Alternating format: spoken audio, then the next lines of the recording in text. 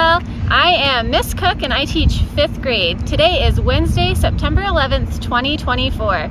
We would like to wish a very happy birthday to Elias in Mrs. Brenneman's class. Have a great birthday.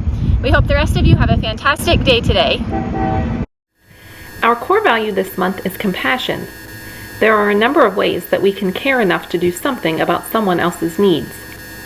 Let's say you notice that a classmate is struggling with a classwork assignment. You decide to support your classmate by offering to help. You explain missed concepts and provide encouragement. Your act of kindness not only helps your peer improve academically, but it also shows compassion. Compassion is caring enough to do something about someone else's needs. Today is September 11th. It is also known as Patriot Day, and here's why.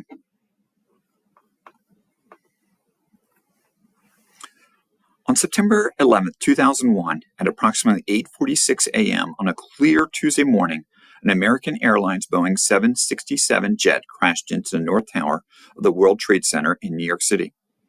The impact left a gaping, burning hole near the 80th floor of the 110-story skyscraper, instantly killing hundreds of people and trapping hundreds more in the higher floors.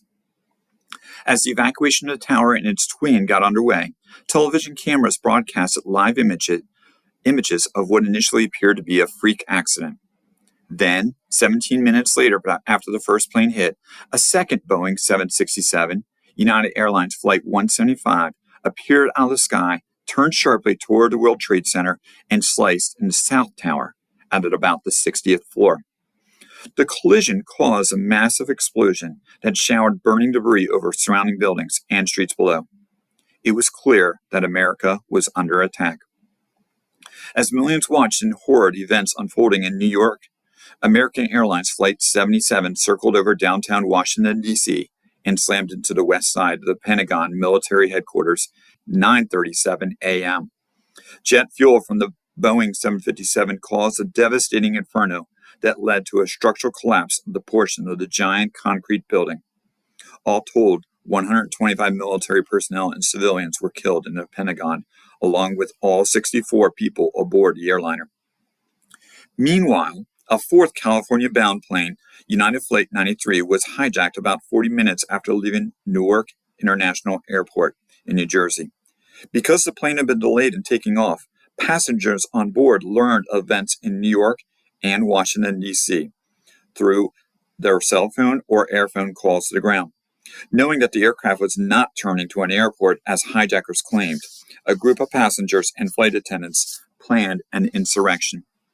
The passengers fought the four hijackers and are suspected to have attacked the cockpit with a fire extinguisher. The plane then flipped over and sped toward the ground at upwards of 500 miles per hour, crashing in a field in western Pennsylvania at 10:03 a.m. All 45 people aboard were killed. Its intended target is not known, but theories include that the White House, the U.S. Capitol, Camp David, in presidential retreat in Maryland, or one of several nuclear power plants along the eastern seaboard. At 7 p.m. the night of September 11th, President George W. Bush, who had spent the day being shuttled around the country because of security concerns, returned to the White House at 9 p.m.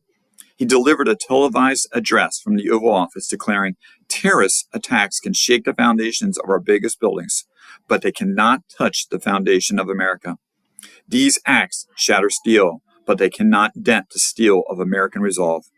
In a reference to the eventual U.S. military response, he declared, "We will make no distinction between the terrorists who committed these acts and those who harbor them."